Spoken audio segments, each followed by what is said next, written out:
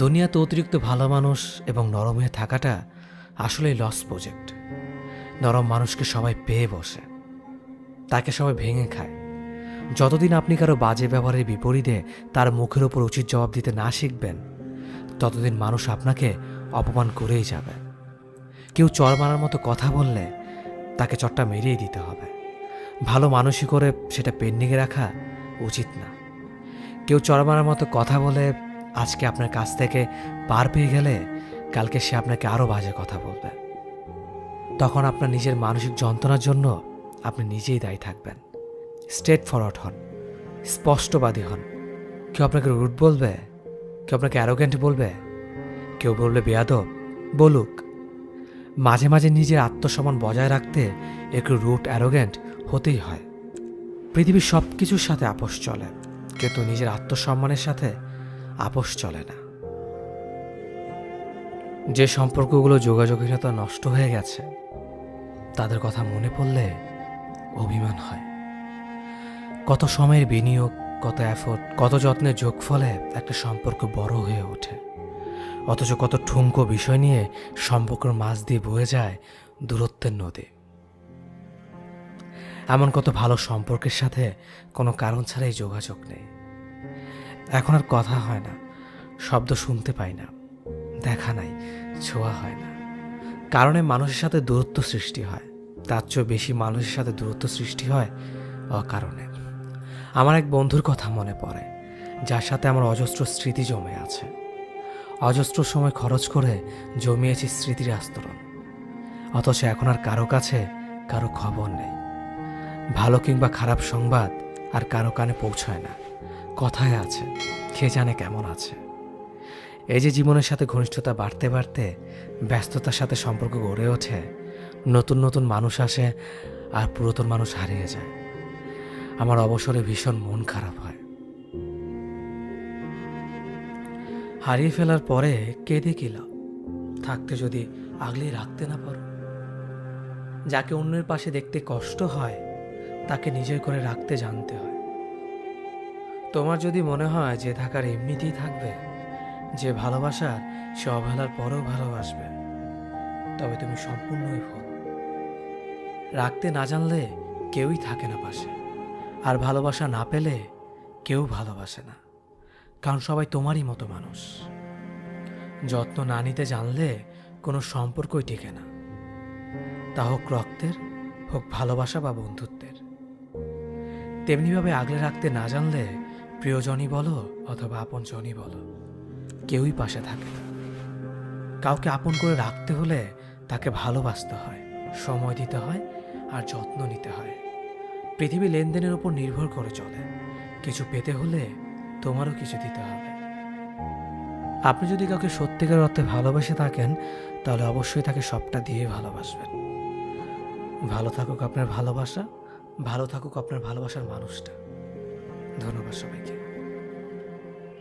একজন স্ত্রীর চাহিদা তখনই বেড়ে যায় যখন স্বামীর সাথে দূরত্ব বেড়ে যায়। তখন সে গয়না, শাড়ি, দামি জিনিস এসবের প্রতি ভালো লাগা খুঁজে বেড়ায়।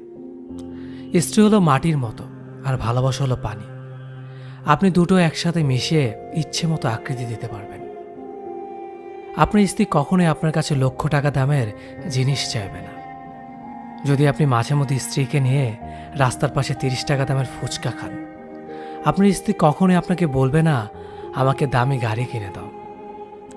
যদি আপনি মাঝে মধ্যে স্ত্রীকে নিয়ে হুট খোলা রিক্সায় এই শহরটা একটু ঘুরে বেড়ান, পুরো সংসারের কাজ করার পরেও আপনার স্ত্রী বলবে না আমার কষ্ট হচ্ছে। যদি আপনি আপনার স্ত্রীকে ভালোবেসে কপালে একটা চুমু খান এবং বলেন সারাদিন অনেক কাজ করেছ। ভালোবাসা শুধু দামি জিনিসের মধ্যেই লুকিয়ে থাকে না। মাঝে মধ্যে ভালোবাসা 15 টাকা দামের গোলাপ আর রাস্তার পাশে বিক্রি হওয়া 25 টাকা দামের কাচের চুরির মধ্যেও লুকিয়ে থাকে। আপনাকে সে অনেক বেশি ভালোবেসেছিল, তাই না? অনেক কেয়ারিং করত, কিছুক্ষণ পর পর আপনার খোঁজ খবর নিত, বারবার SMS করে জানতে চাইতো কেমন আছো, কি করো, কোথায় আছো, খাওয়া দাওয়া করেছো কিনা। অনেক প্রশ্ন করত, তাই না? যার সীমা নেই। সে সকাল, দুপুর, বিকেল, সন্ধ্যা, রাত এবং সবসময় SMS করে আপনার খোঁজ রাখত। তার কেয়ারিং দেখে আপনিও দুর্বল হয়ে পড়লেন এবং তার কথা মতো চলতে শুরু করলেন। কিন্তু হুট করে সে একদিন পরিবর্তন হয়ে যাবে। কি অবাক হলেন? অবাক হওয়ার কিছুই নেই। ভুল মানুষের ভালোবাসা এমনভাবেই শুরু হয়। যে মানুষটা রাতভর জেগে আপনার সাথে কথা বলতো, আপনার কণ্ঠ না শুনলে যে মানুষটা ঘুমাতে পারতো না, একটা সময় দেখবেন সেই মানুষটা রাত 10টার আগেই গভীর ঘুমে তলিয়ে পড়বে। তখন বুঝে নিয়েন মানুষটা একটু একটু করে আপনার জীবন থেকে সরে যাওয়ার পথ খুঁজছে। আপনাকে অনলাইনে দেখা মাত্রই যে মানুষটা নিজ থেকে আগে SMS করত, আজ সেই মানুষটাই আপনাকে অনলাইনে দেখে ফেসবুকের চ্যাট অফ করে রাখে। যে মানুষটা আপনার সাথে কথা বলার জন্য অস্থির থাকতো, আজ সেই মানুষটাই আপনার SMSটাও সিন করার সময় পায় না। এক সময় দেখবেন সেই মানুষটাই আপনার পাশ দিয়ে হেঁটে চলে যাবে, অথচ আপনার দিকে ফিরেও তাকাবে না। তখন মনে অনেক প্রশ্ন জাগবে, কেন সে এমন করছে? যে মানুষটা আপনাকে তার অক্সিজেন ভাবত, একসময় সেই মানুষটি দেখবেন আপনার মুখের ওপর আপনাকে ডাস্টবিনের বস্তা পচা নর্দমার সাথে তুলনা করবে, আর অজুহাত খুঁজবে কিভাবে আপনার কাছ থেকে কেটে পড়া যায়। পরিবারের অজুহাত দেখিয়ে একদিন সে ঠিকই আপনার কাছ থেকে পার পেয়ে যাবে নিজের স্বার্থের জন্য। এটাই বাস্তবতা। অসম্ভব ঝগড়া করার পর যখন তুমি সব ভুলে আমাকে কাছে টেনে নাও, বিশ্বাস করো তখন যে অনুভূতিটা কাজ করে সেটা তোমাকে কখনো অনুভব করাতে পারবো না। প্রচণ্ড ঝগড়ার পর যখন বোঝাতে থাকো আমাকে কে করলে ভালো হবে, কোনটা করলে ঠিক হবে, আমি তখন নতুন করে তোমার প্রেমে পড়ে যাই। অনেক অভিমান নিয়ে যখন মুচকি হাসি দিয়ে আমাকে বলো ভালোবাসি খুব, তখন মনে হয় পৃথিবীতে এখনো ভরসা করার মতো মানুষ আছে। কাঁদতে কাঁদতে যখন আলতো গলায় বলো তুমি আমাকে ছাড়া ভালোই থাকতে পারবে, আমি তোমাকে ভালো রাখতে পারবো না, ঠিক তখনই তোমার প্রতি ভালোবাসা আমার দ্বিগুণ বেড়ে যায়।